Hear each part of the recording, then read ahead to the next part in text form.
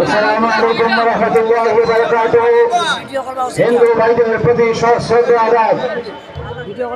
আমার প্রাণপ্রিয় জন্মভূমি জগন্নাথপুর উপজেলায় আজ শুভাগমন করেছেন বাংলার বিসংবাদিত ইসলামী আন্দোলনের বীর সিপাহ সালার কারা নির্যাতিত মুসলিম জননেতা বাংলাদেশ খেলাফত মজলিসের মুহতারাম আমির মজলিস শেখুল হাদিস ইবনে শেখুল হাদিস আল্লামা মামুনুল্লাহ খালিদুল্লাহ জোটের শীর্ষ নেতৃবৃন্দ, সুনামগঞ্জ এবং জগন্নাথপুরের নেতৃবৃন্দ, জাতির বিবেক সাংবাদিক বন্ধুরা, আইন শৃঙ্খলা রক্ষাকারী বাহিনী, প্রাণপ্রিয় জগন্নাথপুরবাসী, সমস্যার কারণে জাতীয় নেতৃবৃন্দকে আপনাদের সামনে উপস্থাপন করা সম্ভব হয় না। এই বিধায় কর্তৃপক্ষের পক্ষ থেকে আমরা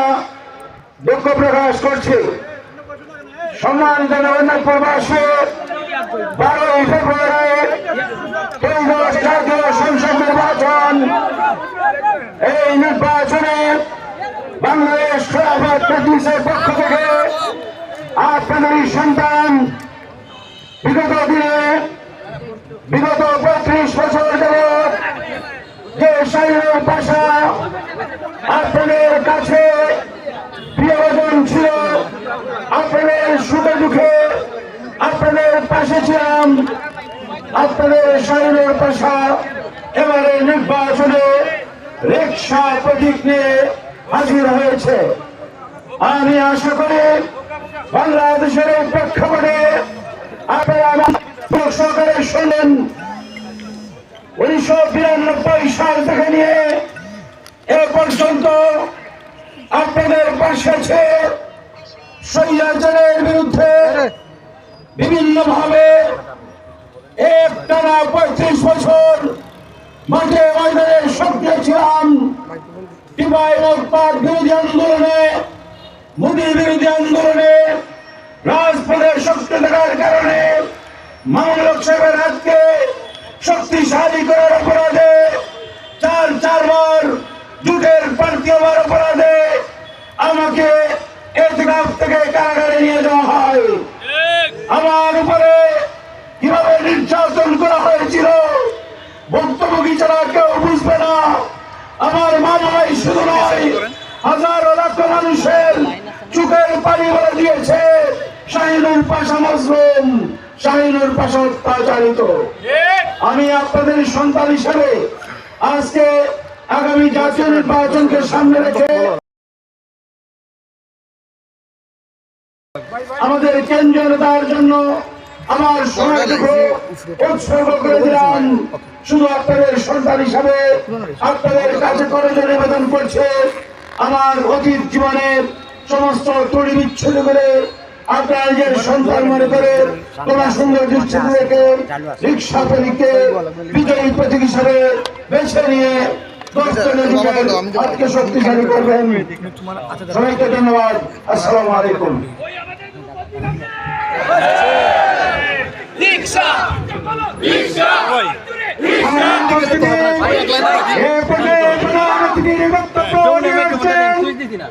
বাংলাদেশের রবি সাংবাদিক নেতা আমির মজলিস আল্লামা মামুনুল্লাহ।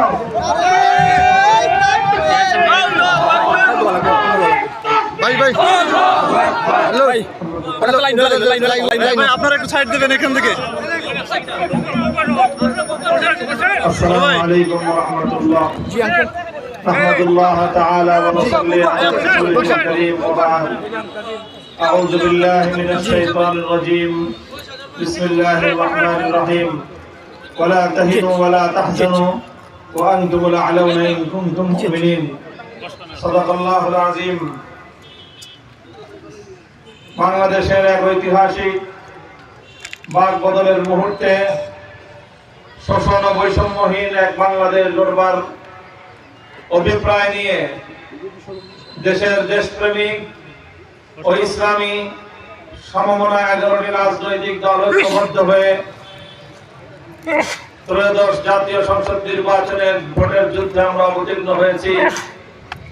একদিকে আমাদের সংসদ নির্বাচন, সেই সাথে বাংলাদেশের ইতিহাসের সবচেয়ে সফলতম গণবিপ্লব, গণ অভ্যুত্থান, জুলাই বিপ্লবের অসমাপ্ত কার্যক্রম সমাপ্ত করার জন্য, জুলাই বিপ্লবের ফসল ঘরে তুলবার লক্ষ্যে প্রণীত জুলাই সনদ আইনি ভিত্তি বাস্তবায়নের লক্ষ্যে অনুষ্ঠিতব্য গণভোট, সেই গণভোটে হায়ের পক্ষে এবং সংসদ নির্বাচনে রিকশার প্রতীকের পক্ষে আয়োজিত আজকের এই নির্বাচনী গণসমাবেশে উপস্থিত সংগ্রামী সভাপতি, উপস্থিত সুনামগঞ্জ 3 আসন,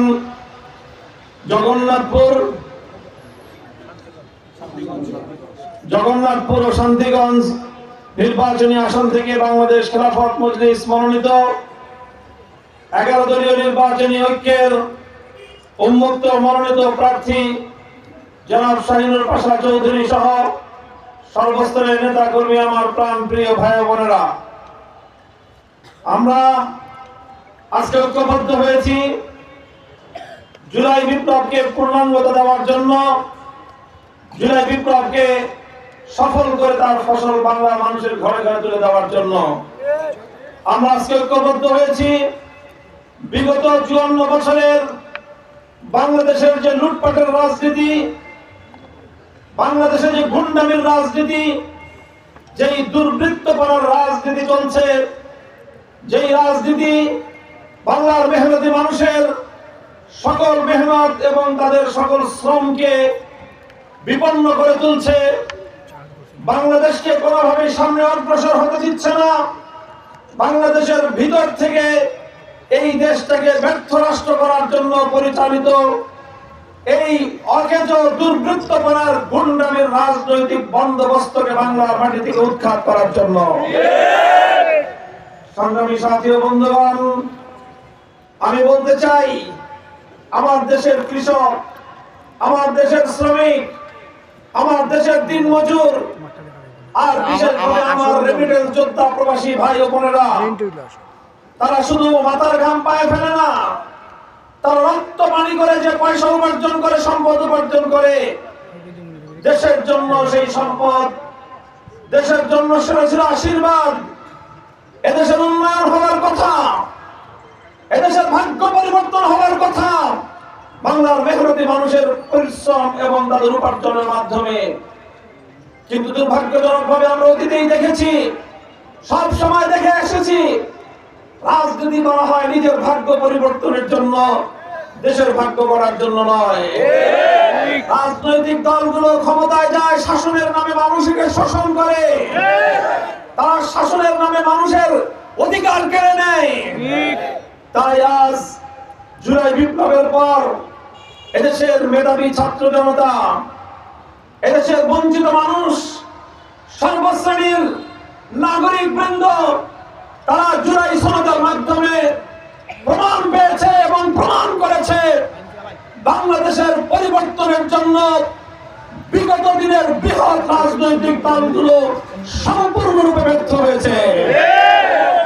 তারা শুধুমাত্র নিজেদের ভাগ্য করে আর নিজেদের নেতাদের আখের গোছায়, এমনকি তারা তাদের কর্মীদেরকে পর্যন্ত সঠিকভাবে পথ নির্দেশনা দিতে সক্ষম নয়। তাই আজ বাংলাদেশের 11টি ইসলাম প্রিয় দেশপ্রেমিক রাজনৈতিক দল আমরা ঐক্যবদ্ধ হয়েছি বাংলাদেশের পরিবর্তন আনার জন্য। বাংলাদেশ সামনের দিনে অগ্রসর হয়ে যাবে ঐক্যের রাজনীতিকে ভিত্তি করে। বিভেদের রাজনীতি যারা বাংলাদেশে করতে চাইবে, বাংলার মানুষ তাদেরকে প্রত্যাখ্যান করবে। আমি আপনাদেরকে আমার পক্ষ থেকে উদাত্ত আহ্বান জানাতে চাই, গোটা বাংলাদেশের প্রতিটি অঞ্চলে আমরা মানুষের দ্বারে দ্বারে যাচ্ছি, মানুষের কাছে কাছে যাচ্ছি। বাংলাদেশে আজ যে গণজোয়ার সৃষ্টি হয়েছে 11 দলীয় নির্বাচনী ঐক্যের পক্ষে সুস্থ স্পষ্টভাবে আভাস পাওয়া যাচ্ছে আগামী বাংলাদেশের ত্রয়োদশ জাতীয় সংসদ নির্বাচনে দেশের ক্ষমতার পরিবর্তন ঘটবে ইনশাআল্লাহ।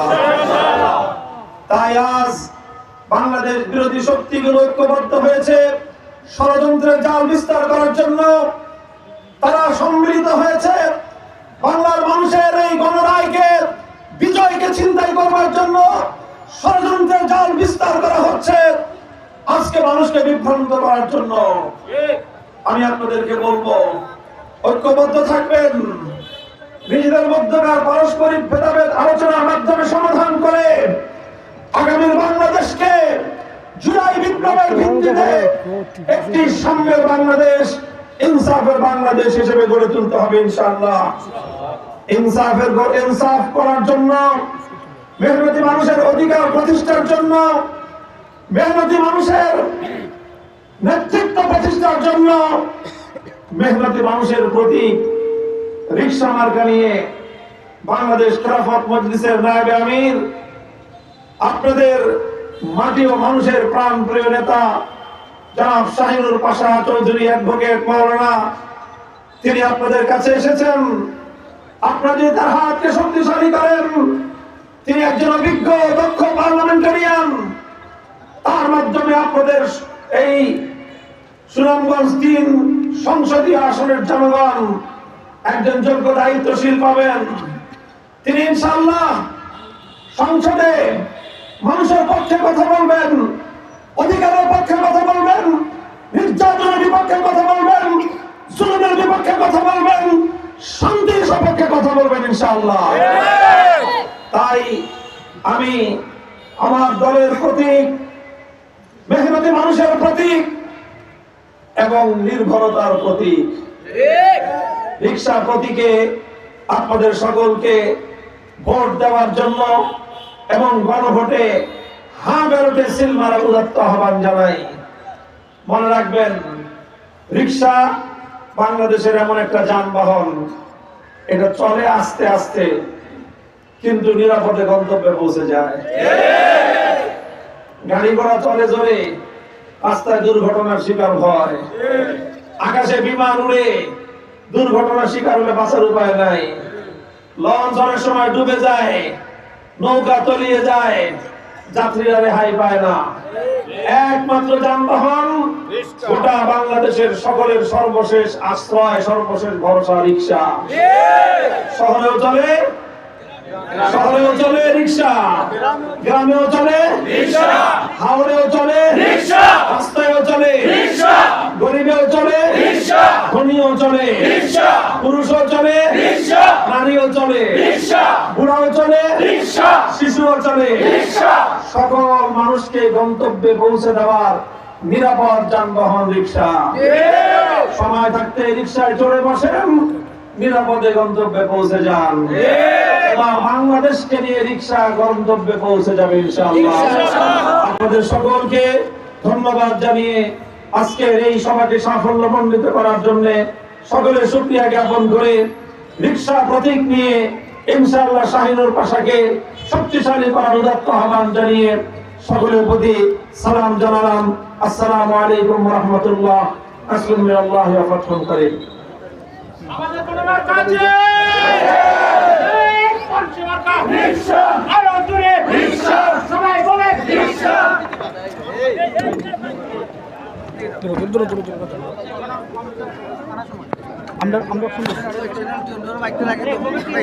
ভাই মাইক্রোফোনটা, ভাই মাইক্রোফোনটা এটা উঠো উঠো উঠো পড়োটা।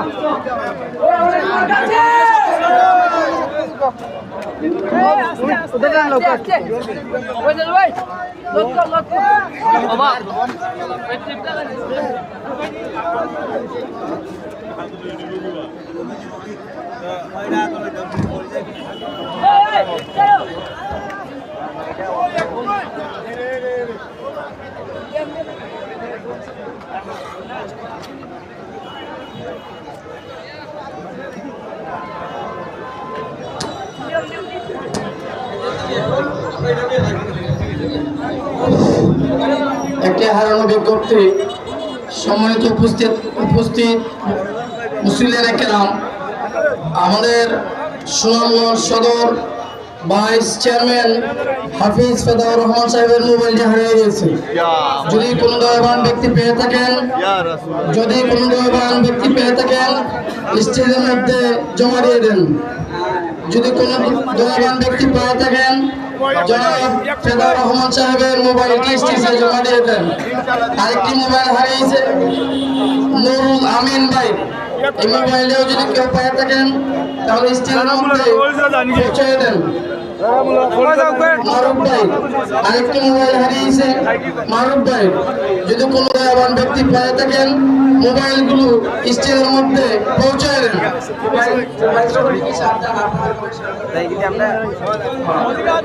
এবং প্রত্যেকেরই মোবাইল, মানিব্যাগ এবং পকেটগুলো সাবধানে রাখবেন।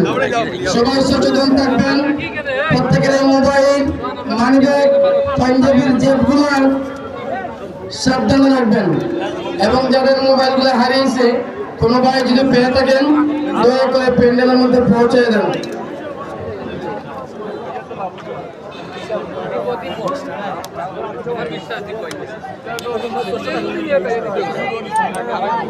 কাজ